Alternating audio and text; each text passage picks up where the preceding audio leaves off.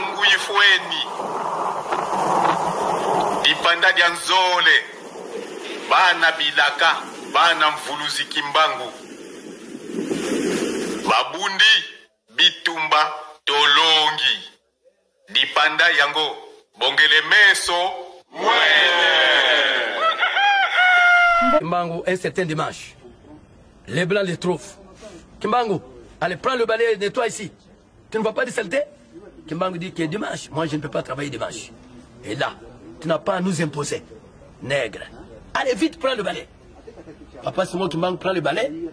À coup seulement de balai, une fois, deux, allez, flamme. Le balai s'enflamme. Il dit, voilà, qu'est-ce que je vous ai dit? Si vous avez déjà vu un balai avec une flamme, c'est en prison, Papa Simon Kimbangu. C'est ici. C'est ici. Ici, il y avait un perroquet qui aimait beaucoup s'amuser avec lui. Il aimait beaucoup déranger ce perroquet qui était ici. Comme nous savons que c'est l'envoyé de Jésus qui peut-être il causait avec lui des choses que nous, on ne savait pas comprendre. Et voilà. C'est ça que sommes.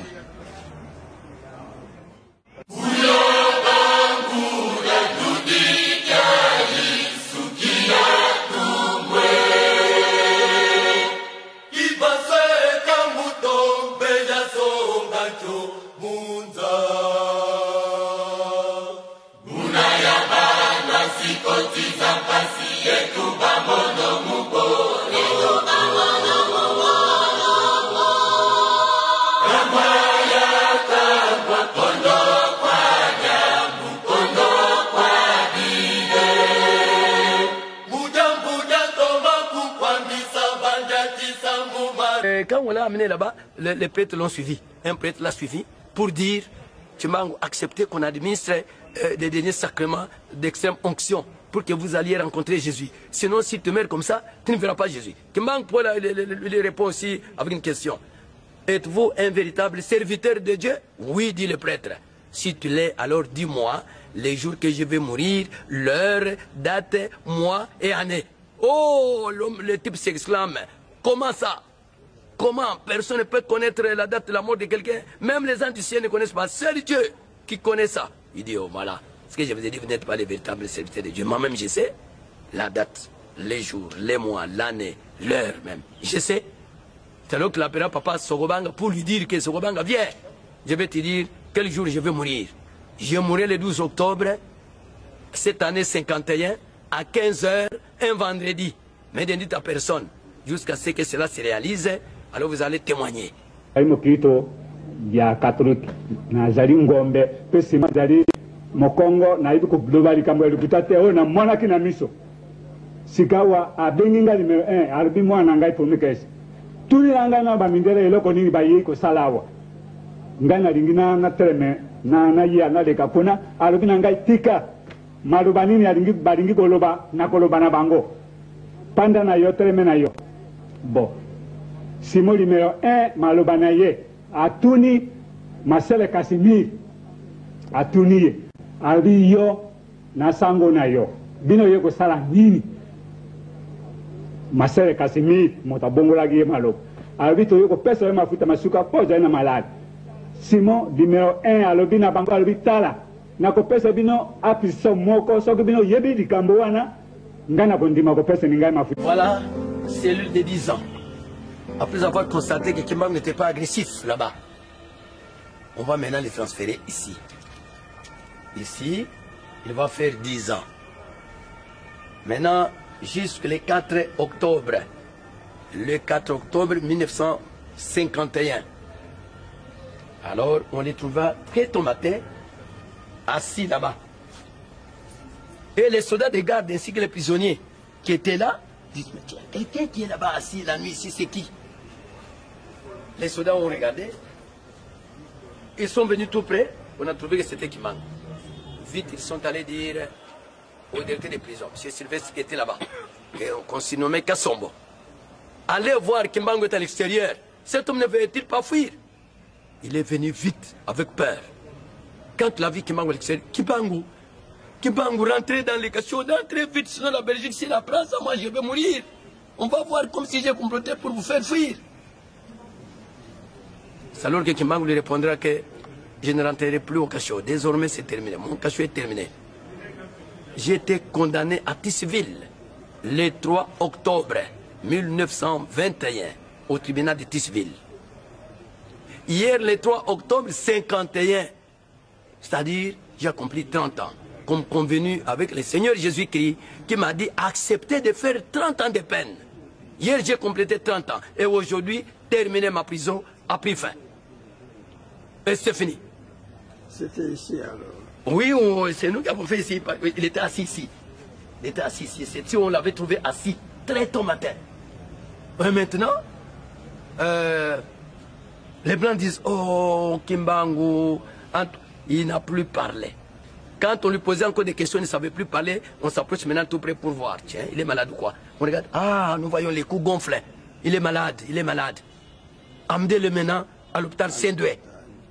Nazali mokito ya catholique nazali ngombe pe sima nazali mokongo na ibi ko global kambo lukutate o na mwana kina miso sikawa abenginga numéro 1 arbi mwana ngai pour mikes tuni langa na ba mindere eloko nini ba yi ko salawa ngana lingina na treme na ya na de kapona arbi na ngai tika maluba nini alingi balingi koloba na koloba na bango panda na yo treme na yo bon Simon numéro 1, Malobanaye, Atuni, Marcel Casimir, Atuni, Albi yo, Nasango na yo, Bino yeko sala nini, Marcel Casimir, Motabongola Guye Malo, Albi to yoko pesa yema futa masuka poza na malade. Simon numéro 1, Alobi na bango Albi tala, Nako pesa bino apiso moko, soki bino yebi di kambo wana, Ngana kondima ko pesa ningai mafuta masuka. Kasi soki bino yebi yangote, oko bima nimbango okendeni na bino bo wana bisinyo sona bato ya boloko to telemi to jako talaga ndenge ya jolo bana mindele wana na 5 heures ya tongo na 5 heures ya tongo wana se komi 5 heures ya tongo peza wana ese matongo bandiko kotala bo atuni alobi bo ngai simona tuni bino basango na bamasaya na bino mibale wana oyeba solo penza soki oyo kopesa nga mafuta masuka yeba mokolo ngai simona kokufa lelo tolobi tombula mosusu soki bino tangi yango okopesa nga mafuta masuka e soki bino tangi yango te nakobenga na bino bino bandi ngai soki nazali kokufa nde motuna na ngai na miso na nzambe na bino bamindele ndenge bino osali ngai mabe nazali kokufa malale te nakokufa mituna nsima na mituna na ngai soki nakufi bino bamindele okomona pasi nsima na ngai esika ya lobi boyo bamasele nyonso babandi kobima bango na mopere babimi bakei ntango babimi bakei totikali na 6 heures penza ye moko akamati esi tokuse oyo aye mibale ezalaki kuse misato na moto misato na makolo akamati mibale kona apandisi na makolo oyo na kuse moto ezala makolo apandi lokola ndenge nga apandi boyo alobi bino bana na ngai bato ya prisonnier Tremeni nyonso okuya kuzinga ngai nazali na liloba lelo mpona koyebisa bino mpe na mibale lelo nakokufa na 3 heures ya moi ezalaki mokolo nini wana ezalaki mokolo mosa mitano donc le 12 octobre mokolo mosa mitano sikawa ngai na maloba na ngai natuni ndeko na ngai jambe ya posi moninga na ngai soda na monoko na mboka ngai bikoma ndenge nini mobali oyo tata oyo azali na malali makasi te alobi akokufa na 3 heures akokufa na ndenge nini oyo ndeko na ngai wana abongoli maloba abi Joseph ndeko na ngai yo ntango biso tozalaki bana tozali koyoka sango na simo mpaka tozali bana oloba na moto likambo moke yo bongoli simo mpe bakangi biso na mosala soda toyi tokengeli ye na boloko tomoni miyalaki na ye ndenge ye alobi bia na sindi na biso boyo tokotala kaka akokufa lokola ye seki nzambe sango na ye etamboli lokola yesu tika koloba ndenge wana ngai abi wape likuta akufa te moto azali malale te malali moke boyo pasi ya moto pamba akufa ndenge nini bon ayebisi bato ya boloko boyo bibana lokola ngai na kokufa na 3 heures ya moi bino kobosana likambo ya nzambe te naza koyebisa bino babana na ngai basoda misato bapumika esi bazali koyoka ngai na kokufa na 3 heures juite na mibale kosambela nzambe mikolo nyonso moke boyo ale 3 heures moins 20 3 heures moins 20 wana ale abengi baninga na ye nyonso oyo bato na prison bayeli kwa ndenge ya alobaki liboso abibana telemeni na jana malobana suka pana ko yebe sabino ba prisonnier nyonso na prisonnier nyonso wana bazaki na kati na ndoro yesa beti ebele ba kondani ve kondani ndako wana moto mosusu ya pamba poto te bere ba kondani na kati ya fizo wana soka jana malali ba yego tia ile wana moke boyo ale na 3h20 abengisi bango ali bana ngayaka makamungana lobaki ese koki sika balinge koka tango bango baye batremi gudu bazingi biso pe basoda misatu wanari to tremi kaka wana ngai paka pepe na ye boy wana bozo telema na babondoki na mondoki to tremi kaka boy ye oyo apandi na kusina ye boy bato yo kwa ezali boy ya zaki na ipana goshe na molongo ya bambeto ya goshe ndoka nda ya golana mbeto te na sena na sima tango wana ikomi boyo yeko koma 3h20 abengisi bango baye batelema lobi bana malobana ngana sukawi ngana za kufa na 3h bino moko kotala balele yango yo jaina na bapumikes na za koloba likambo ya solo likuta te ko bosa na likambo na nzambe te azali ko pesa penza mungongo makasi abi likambo na nzambe ko bosa na te bana ngana za kufa na 3h tango wana azaloba na monoko na Swahili ube na Lingala azaloba na Lingala na Lingala penza ayo na biso penza azaloba biso na Lingala po biso bato mingi bazali wana basanga sanga bakondani mingi bayibi mangala bayibi mangala bakubongola baninga na bango na Kiswahili bo alobi bo sikawa pomike simona na ngai bino sali mosana soda pe bitumba tambini sikawa lokwa bino otikali boy tama kama musu etumba musu ko bima eloko moko ko sala bino te ari yakana liboko na yo ngai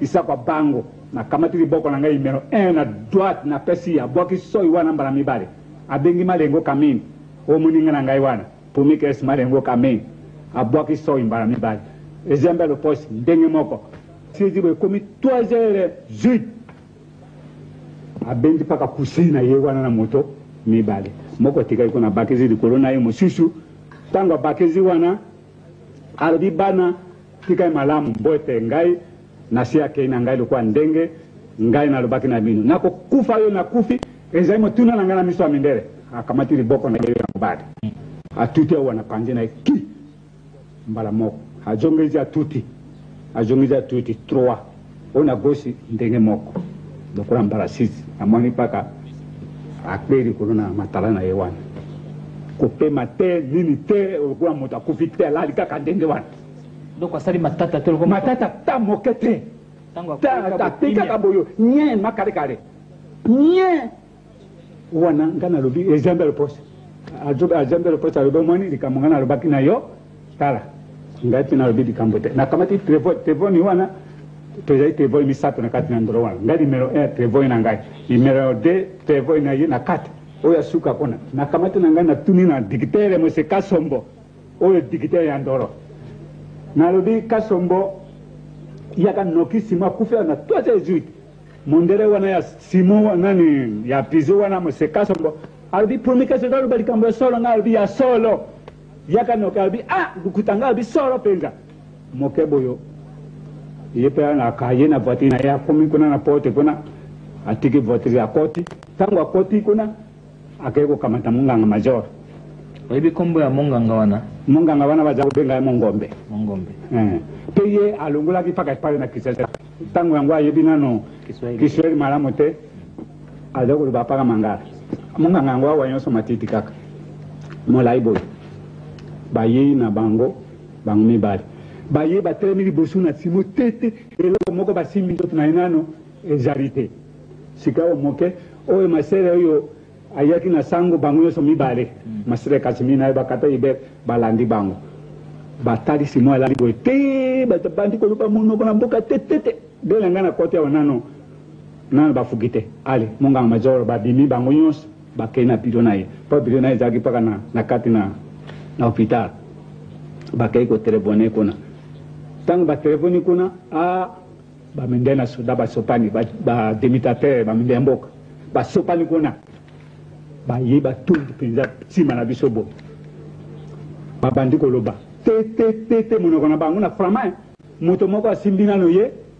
azali te mindele batondi kotondo balobani boye tititi ale Buenos Aires isitriki Buenos Aires aye bango na jeune ye bwana kiana baye batremi balobani frama tete mboka banda baninga na biso bayaki mpona kokombola biso wape ekomi 4h30 moyeza ete bango mostekazo balobi bino teleme kuna biso toza kotrede makambo nini sima kufi na baninga na bino basoda bakoyebisa biso makambo nini leka tabutu bino kokende kaka bino panda inano kaka wana sika wana balobani boye tititi namoni isitriki Buenos Aires aye abengi nga pomekes yo zali moto na wapi ngana lobinga zali ngombe ya lisa na isitriki tala tetwale boja abe oui ngai na sai muzana sopuna na jaki komanda epana bino lokola ngai na yawa isitriki kwa masanga soda siri na zali mondela na mayere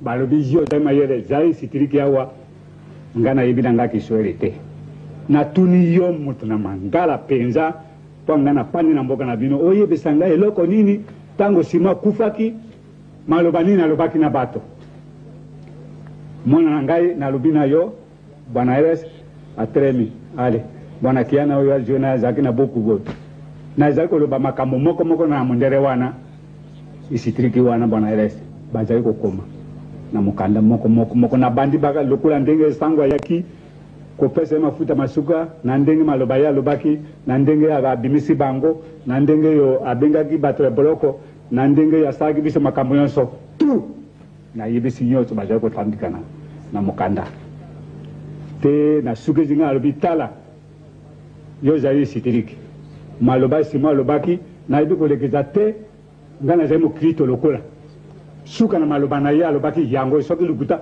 tuna bakondani nyonso na maninga na ngai basoda bazali prisa ngai nayebi kolekeza iloba isusu te suka na maloba na simo alobaki wana bon na ndenge nyonso tu oyo abetaki maboko na ye awa ntango akufi baye kobenga ntango basambisi ngai wana te esili babengi Auguste azali moto na Isangani mwana mobali wana moto abandaki kopasola bato moto moyindo liboso numero 1 ntango na baframa ya kala mwana wana donc sikoyo balingi kosala autopsie sika babengi ye babengi Auguste alali mbula jomi na libwana mosana monganga bongo ntango azali zambi kuna Elisabeth vili mosi soki akufi bakopasola ye mobali akufi bapasola ye batala malali mwana ndenge moko babengi Auguste babengi Auguste yaka Auguste ye munganga mazola bandi koloba na ye imo imbango akufi awa na basindili na yo pe basindili oyo bayi lelo ye akolala paka wana awa na pizo oyo na kati nani na boloko awo bongo na 6h bino kobimisa ye kotia na sa mol bino kopasola ye yo Auguste alobi na miso na munganga major abi yo munganga major za mondele sima tambu sango lokola yezo ngai na joage zida wa likolo na makambo oyo sima tambu sango ngai na yebi kopasola ye te soki ngai ndenge mosusu na pasoli ngai moko na yebi kopasuka na yebi te yo munganga major yo moko kopasola ye abimi na kanda ke abi ngai te bino moko kopasola ye eye kokoma na 8h30 ye bamunganga wana bazalaki bango misato na bamaser balwati bilamba ya pembe ale esopane bakamati oyo mosusu ya moyindo babakizi bate balagayo ya pembe wana maboko bakei bakoti mpona kopasola Simon ntango bapasoli ye oyo wana ntango babandi kopasola ye oyo ndeko na biso Auguste ya moto moyindo oyo aboyaki wana ye mpe aleki ake kokota mpona kotala bon ntango bazali kopasola ye wana ti elingi ekoma na 9h biso tozali komona voitire ezali koya ebele voitire etondi na hôpital bazali kokota kuna nzoka nde ntango bapasoli Simon misopo ezali te biloko na libumu ezali te wana minde batelefoni kala bango moko bazali koya mpona batala na miso mpo makambo na mindele balingaka bamona na miso tala bato bamindele bon namona kaka Auguste abimi amoni ngai tata gaito likambo oyo tata yakupaki na miso na elobi nzoka nde eloko oyo azalaki kotuta boye na panzi na yo alongoli biloko na ye nyonso na libumu misopo ezali te motema ezali te yango bamindele batelefoni bango moko baya komona makambo oyo ya miso mite boyi bamemi biso tozongi kotika bato ya boloko biso mituka meme biso tokei na mboka mokona poste wana voilà le 13 octobre 1951 voilà sika wana tongo etali mokona dimanche bakende okunde mokoni ya poste mokona poste nde bakende okunda kasi bapasole paka mokona poste ntango bakundi eboni eza kokende te liloba yango nyonso moko naza kokende nango mpona kosuka eza yango sika wana ale biso tokei na mboka tongo tani dimanche o wana ntango bakei okunda ye mokona poste babimisi bapuisi zomi na motoba bapuisi ntango ezali bikoti motani balobi bino okokende na lita na simon okolala wana makambo bino okomwana okoya kolakisani biso bakumusele donc bapolisi bakiolala na cimetière voilà kokengele ye ntango bakundi mokona poste donc balali kuna kootako ngai te ntango bango bapolisi balali kuna ntongo etani bango bamonaki likambo moko te baye kofuta laport bon na ba 9h30 biso tondimi apele siria toparangai tobimi na brest mpona komere loka ndenge biso basoda tomesani totamboli kuna te lingi ekoma na 10h nzoka nde tubandi komona bakelo babandi kobenga biso na kelo nzoka nde ntango wana kumusele moko azali kokende na mvine kasai elandi elongoli mpaka wana lima te na code gati te kuna na momime esika basalaka jama bongo ntango kumusele wana aza koya na tukutuku na ye aye komwana soda moko azali na buku ndenge eyo ya buku ya simo zambi ntango yakufaki buku ekimaki na bamindele baza komwana lisusu te soda wana afungoli yango boyo azali koya malembe mpaka na babala aza kotanga kumusele aza koya na voiture nana tukutuku na ye amoni boyo alobi yo soda ye noiri buku oyo ezwi ye alobi buku na ngai soda wana alobi na ye boyo soki ezalaka soda te ezali kaka ye moko asalaki boyo bamwana na ngai na yo o wana toyebi te sika wana kumusala ya tremisi alobi pese ngai buku oyo ye alobi nakopesa eponani buku na ngai ntango simon akamati buku wana naloba mpaka ye moko wana soda wana akamati buku apesi kumisala misapi na ye ekomi zomi misapi na liboko ekomi zomi bato basoda bazali koya wana balobi o soda nyonso azonga kuna na mboka o kumisala wana tali boyo akamati tukutuku akei akomi soki 100 metre motema na epaso alobi ti ndenge nini natiki nwale na likambo oyo donc asimbaki su buku yango azongisaki ye ntango azongisi ye misapi na ezongi ndenge ezalaki motema na mundele epasoki alobi koma basoda nyonso oyo biso totambolaki toza koyaka na babala bakomisele batelefoni bango bazali kosala biso bapikiso tu na bilamba na biso mpaka koluka buku ale bazongisi biso basoda tutu eyenga wana biso tomelaki te tu na bataillon o soda moko abima te bele basi na bango bazala kobima kosomba biloko donc akufi vendredi le 12 octobre na 3h to 15h o makambo yo mona mokolo na yenga le 14 bon sika wana ale tongo tali mokona dimanche na nani na lundi ale tondimi ape na tongo para compagnie mondele mamindele babito sika wa ale bino nyonso basoda moto na moto abima te na monoko na ndako na ye babandi kofungula biso basanduku ozali na sanduku na yo ali kitiza ofungoli yo moko bamamindele koluka mabuku biloko nini soki bamoni te eloko moko te alobi ta bakutela na biloko ya lita ya mosefu bakoloba te balobi biso oza koluka mpaka buku pamba te buku oyo ezalaki na simo soda moko ezalaki na yango na maboko basali yango koluka biso titititititi bon banda moto bakundaki mokona poste mokona lendi biso apikiso mokona mibale na misato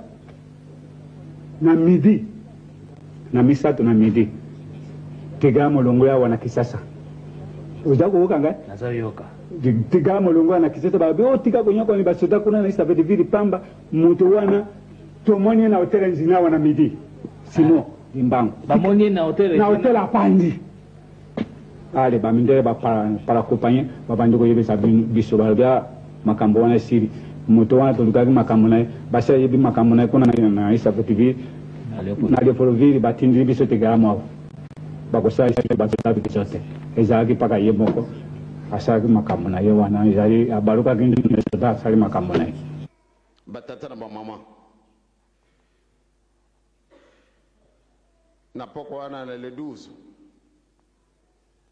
na lungwe na biro na kamati velo pate na kena na gar ya kananga na kuma na post po atena kana ku napesa chia velo isikawana na kanga po atena kana ku tala soko tambu susu na kuku mwana mutu alungwe na Lubumbashi tangu ana Elizabethville po atena kana kuiba nini likamizali kueleka kuna na Lubumbashi bina Elizabethville tangu na 10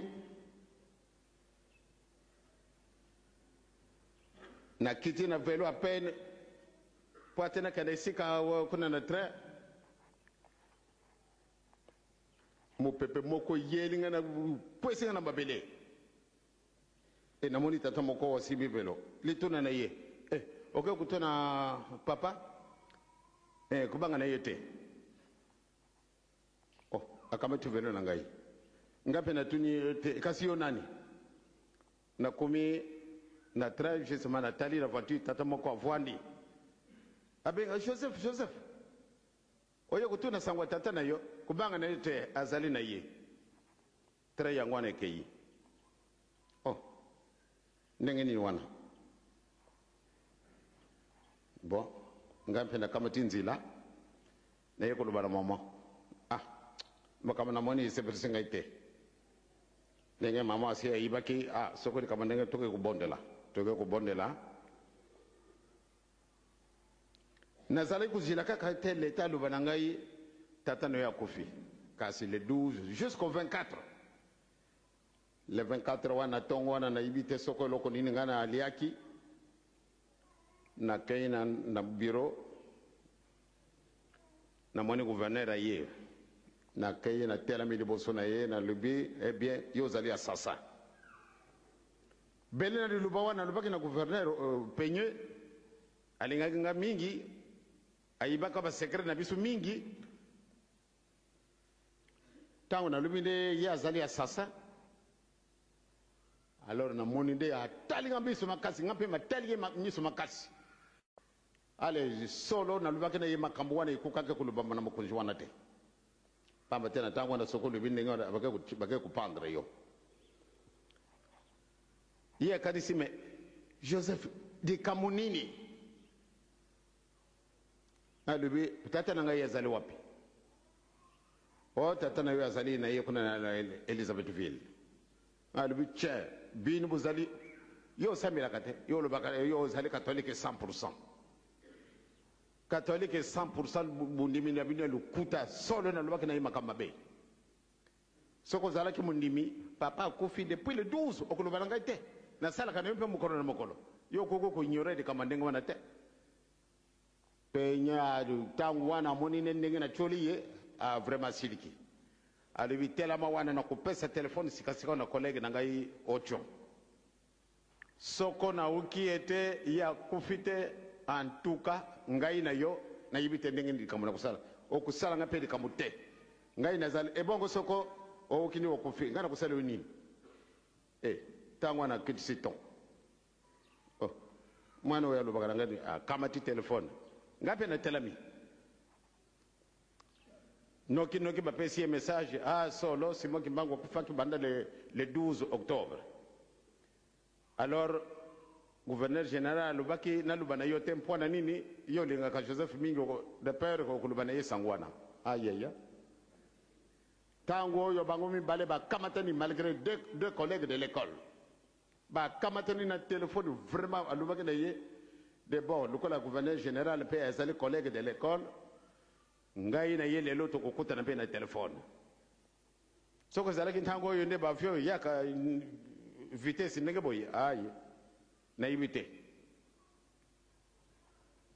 tango alubi na ye na moni nde penye lembi akamba tipe téléphone atoni na kisasa na tina nini yo gouverneur général oluba na gouverneur Ocho ndi aloba na ngai te de peur que na communiqué nouvelle wana na Joseph or que ye ayibaki yango bande le 12 yango wana lelo aye kusaka na ngai ezali faute na yete ezali faute na yo en tout cas ngape inaza disusu na isengo pande na zala disusu wa pamba te boxing a soni tango alobi na ngai c'est vrai vous avez raison kusilika na yo pamba te vous avez perdu un être cher, votre père. akufi solo. Eh bien, Tangwana, tozalaki moi très unis. Na président na biso makamu manso oyo masala makana mukolo wana kuna nakananga Tangwana lwabu ngai éprouvé kasi makamu nanga nyonso tu edei mutasala yango ye président pamba te wana azalaki caporal mais ndenge tozalaki na bookane mingi les maisons voisines oyo ye wana na ngambo balabala ngai na ngambo balabala. Donc,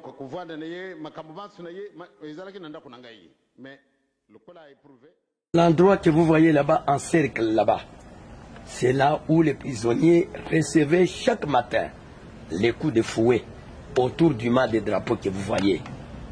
Alors, en ce moment-là, le blanc, il est à côté d'eux, il est en train de commander. Celui-là, on appelle les noms, il arrive là, il détermine le nombre de fouets qu'il doit recevoir. Donnez-lui 5, l'autre 4, ainsi de suite. Mais si c'est le tour de Papa Simon qui manque, on l'appelle là-bas, voyez qu'il y a les barres de fer là-bas. On ligote les deux bras là-bas. Et puis, ici, les jambes.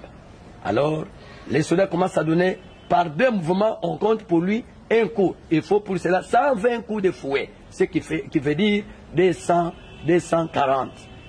1, 2. Et donc, 1, 2, 3, les mouvements comme ça.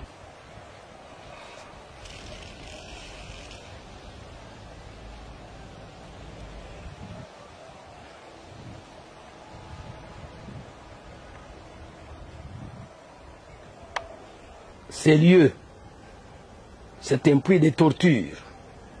C'est-à-dire, après lui avoir donné des coups de fouet là-bas, il constate qu'il y a des blessures sur le corps.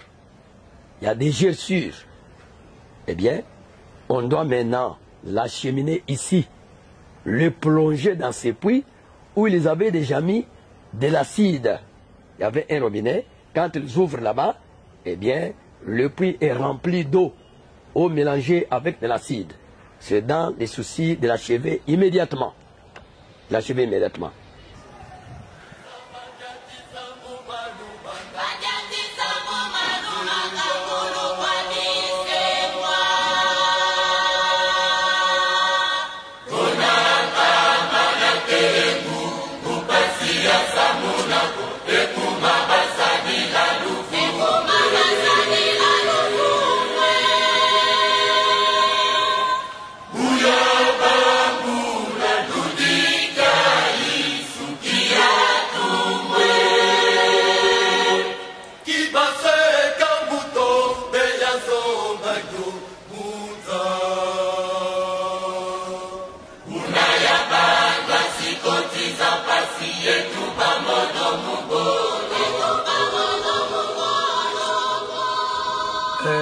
C'est cette cellule qui a accueilli Papa Simon Kimbangu à son arrivée.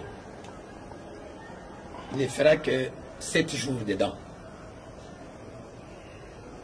7 jours seulement. On l'a retiré d'ici. Pourquoi? On les redoutait.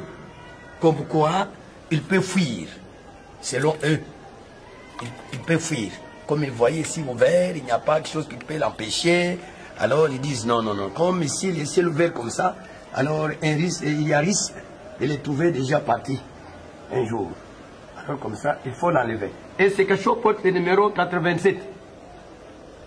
C'est cette cellule ici qui a accueilli Papa Simon Kimbangu lorsqu'il est arrivé d'abord. Quand il fut arrivé à Lubumbashi, c'est le premier cachot. C'est la cellule où il fut incarcéré durant 7 jours seulement.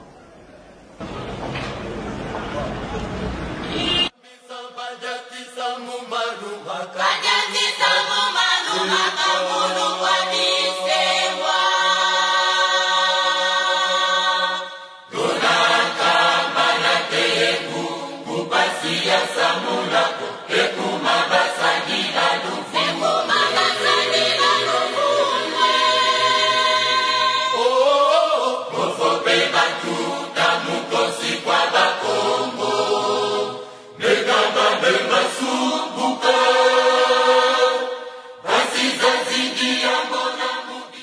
cachot, cette cellule, et là où se trouve un cadenas. C'est-à-dire, c'est la cellule de 20 ans. Après avoir constaté que là, à la première cellule de 7 ans, de 7 mois, s'il vous plaît, pardon, de 7 jours, comme on les redoutait qu'il pouvait fuir, on devait l'amener ici pour deux raisons. Pour deux raisons. D'abord, il y a les traverses au-dessus qui forment un plafond et qui ne peut pas réussir pour fuir, selon eux. Et après ça, à côté de sa cellule, il y a une autre cellule où fit garder un fou, un homme déclaré fou, Mwambaka fou tué. Et alors, ces fous tuaient beaucoup les gens. Comme on avait l'habitude de pendre certains prisonniers qu'on trouvait avec des motifs graves. Alors, il arrivait des fois, au lieu de les pendre, on dit, amenez dans la cellule, il y a son frère fou, il va l'achever. Au lendemain, on trouvait la personne déjà achevée. C'est encore une des raisons qu'on avait essayé de profiter pour amener Papa Simon Kimbangu là-bas, afin qu'on les trouve peut-être un jour déjà achevés par son frère. Mais est-il qu'une fois que Papa était encore là-bas, il avait fait ce qu'il avait encore fait avec la noix de palme qui était pourrie. Ce type, la première préoccupation de Papa Simon Kimbangu était d'abord de guérir le type. Il est devenu une personne saine. À tel point qu'il est devenu son ami et il commençait déjà à causer avec eux dans l'amiable. On venait espionner. On trouve, quand lui parle, Papa Simon Kimbangu rit beaucoup, avec joie. Quand Papa Simon Kimbangu parle, il y a réciprocité. Alors les Blancs ne savaient pas que faire maintenant avec un tel type. Et dans cette cellule, Papa Simon Kimbangu a donné des consignes à ce type-là. D'abord, lui dit, vous ne serez pas tué ici en prison, malgré qu'on y pend les gens. Toi, tu ne seras pas tué. Parce que, malgré que tu aies tué déjà un blanc ou bien tu as battu un blanc, la raison pour laquelle tu as été incarcéré, mais pour la tuerie, on ne te tuera pas. On te relâchera. Tu vas regagner ton village. Mais, une fois regagné le village, allez donc va chercher une église qui baptise les gens au nom de Jésus-Christ. Que vous soyez baptisés pour que les jours de votre mort, vous puissiez aller rencontrer Jésus-Christ. Mais il faut mourir sans être baptisé au nom de Jésus-Christ. Vous serez perdus. Ici, on l'avait fait pour empêcher Papa Simon Kimbangu de fuir. On l'avait fait spécialement pour lui. Parce qu'à d'autres endroits, il n'y en a pas. On a fait ça pour lui.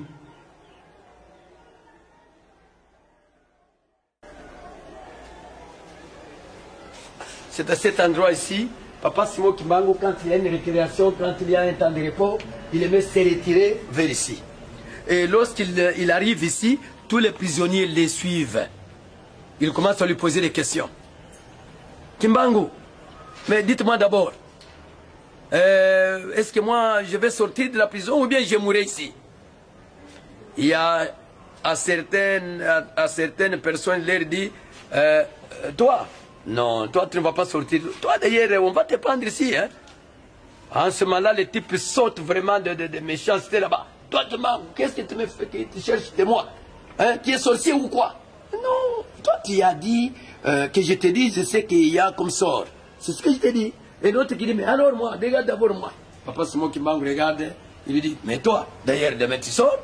D'ailleurs demain tu sors, on t'a fait souffrir pour... Et au lendemain, le type, il est appelé. Allez, dis, tu prends tes souliers, tes habits, allez, tu pars.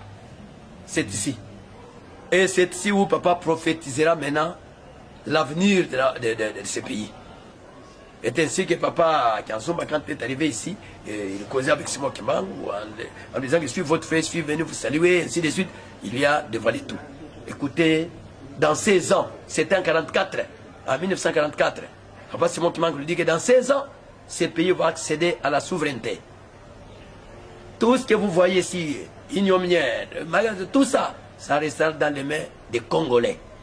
Eux-mêmes vont diriger les pays. Ils vont maintenant prendre la gestion de leur bien public.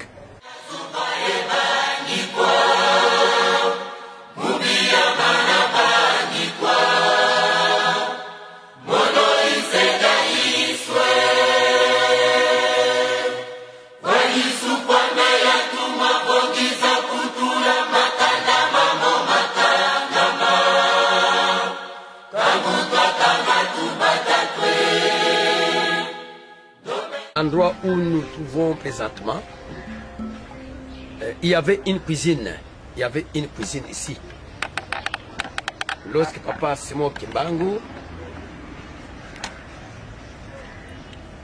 était fait cuisinier, alors il y avait une cuisine ici.